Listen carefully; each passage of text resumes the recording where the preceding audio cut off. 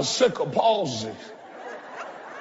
I used to have to come early in the service and have them adjust the microphone, and I put my hands behind my back so that you wouldn't see my hands shaking trying to hold the microphone. But look at what was on the other side. I want to know what is on the other side of your fear. You'll never know. You'll live and get old and die and miss the life that Jesus came to give you simply because you are not willing to break the rules. If I'm talking to somebody, say something to me.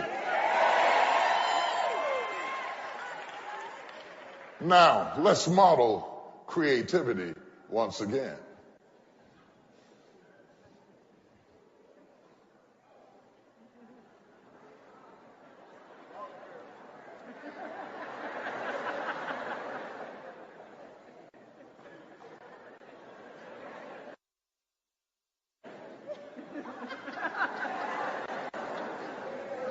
Our model says that you need to challenge your perception. And here comes her escort to take her where she has never been before. And it all begins when you challenge your perception. Your perception can block in your creativity. We get used to observing things in a particular way based on our interests, needs, biases, values, and past learning. People with strong perceptual sets are prone to quick decisions and conclusions rather than looking for alternatives. You don't look for alternatives because you think that the way you perceive it is the only way it is. If there were one thing that has destroyed more marriages than anything else, it is that point right there. To think that your perspective is the only way to look at it. It's what limits you from seeking other perceptions of your situation. Yeah. To perceive that you know how your child is stops you from looking any deeper to see them in light of a different perspective. I am saying to you that you need a different perspective on your situation. Because when you get a different perspective on your situation, you get a different perception of how to deal with that situation. Perspective, perception. It depends on my perspective, my perception. The room looks this way if I look over here. But if I get over here and change my perspective, I look at the same room and get a different perception. Wonder if your narrow-minded perspective is affecting your perception of your situation. And I'm challenging you in 2014 to explore looking at it again.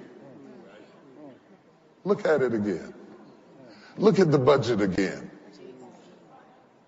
Go back and stare at it. Lay it all out in front of you and look at it again. Look at your situation. Write it all down and look at it again. There is something else to be seen in what you see. I am challenging your perception. If I can get the idol of your opinion to fall off the throne, you could have a new life in your old house.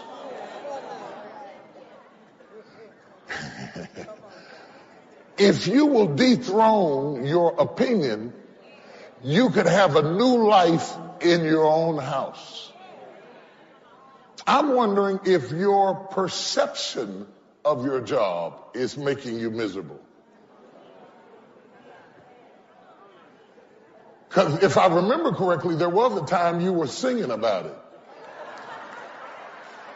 happy about it, shouting about it. You're at the same location with the same people.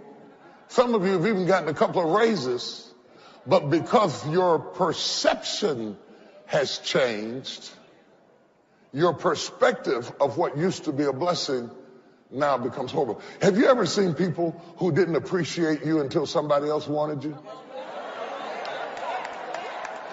Keep going. Just sit there. Sit there. I'm going to teach this till you get it. And all of a sudden, when somebody else comes along and starts paying you some attention, all of a sudden they get a whole different, I once was blind, but now I see.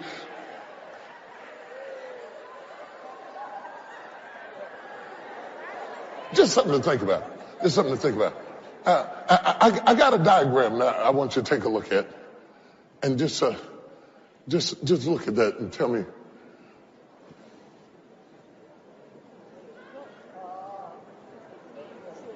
A centerpiece. Somebody said a vase. Somebody said a face. Two faces. You sure it's not a vase? How many see a vase? How many see two faces? Oh.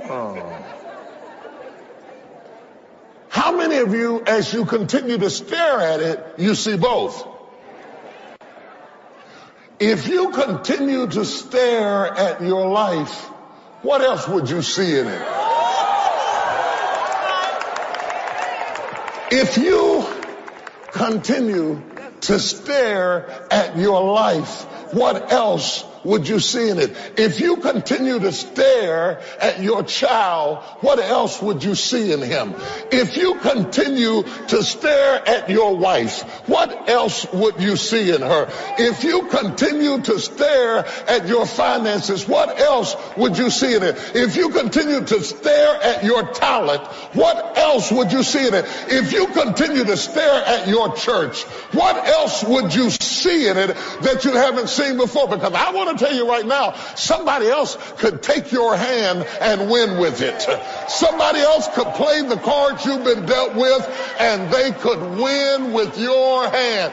What do they see in your hand that you don't see? And more importantly, what do they see in you that you don't see in yourself? Because sometimes people have more confidence in you than you have in yourself. Isn't it terrible that you let them see more in you than you see in you? I want to pause just a moment and thank all of my haters.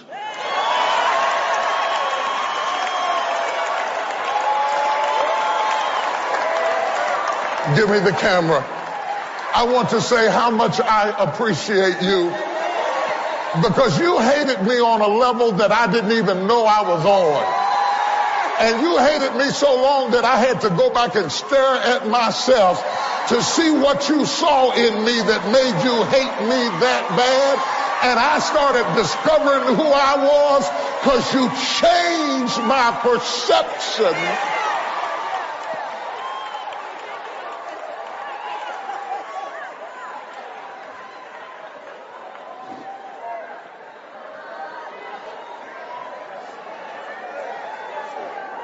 I never knew I was worth the kind of attention you gave me. It was your hating on me that made me go back and stare at myself and say, well, what are they talking about? And I really want to appreciate you, because some kind of way your vehemence with which you fought me made me explore who I was. And I found me because you hated me. Thank you.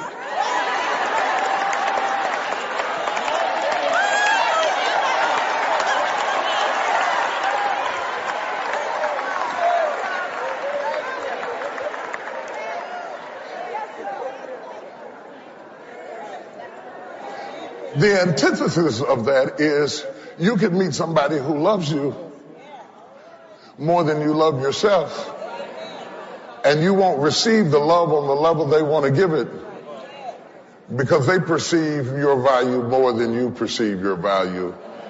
You will sabotage the relationship because you don't feel worthy of being loved like that. And some kind of way you just don't believe them.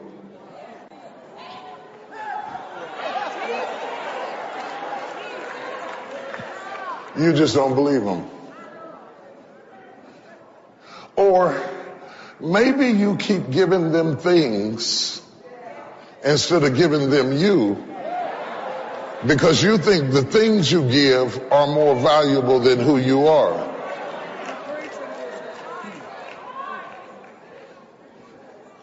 You need to change your perception. And to all of you who got his or her money and lost them, my money is the cheapest part of me.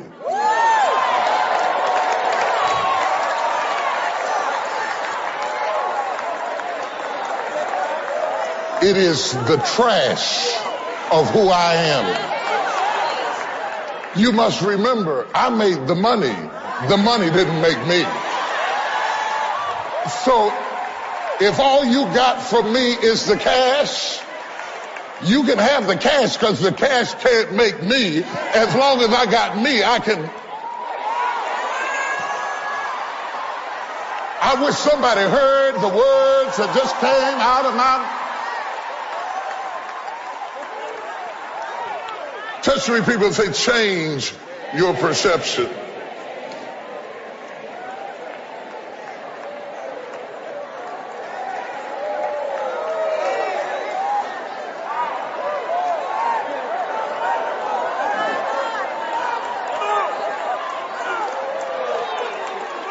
I am fearfully and marvelously made.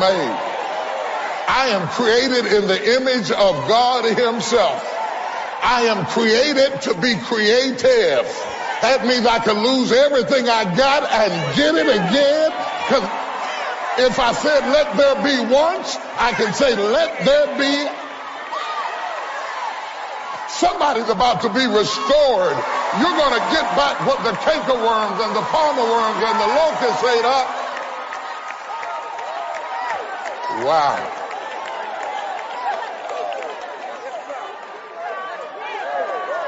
All you got to do is change your perception. Stop walking around moping and glooming and cursing yourself with your attitude, speaking against yourself, shutting down all positivity and rejecting all love because of the issues of your childhood. You're not a little girl anymore. Change your perception. Oh, I wish I had somebody who could really get this.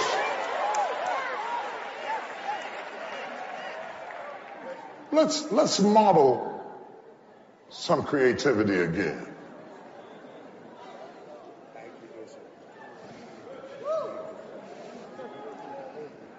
Our model is coming to give us point 3.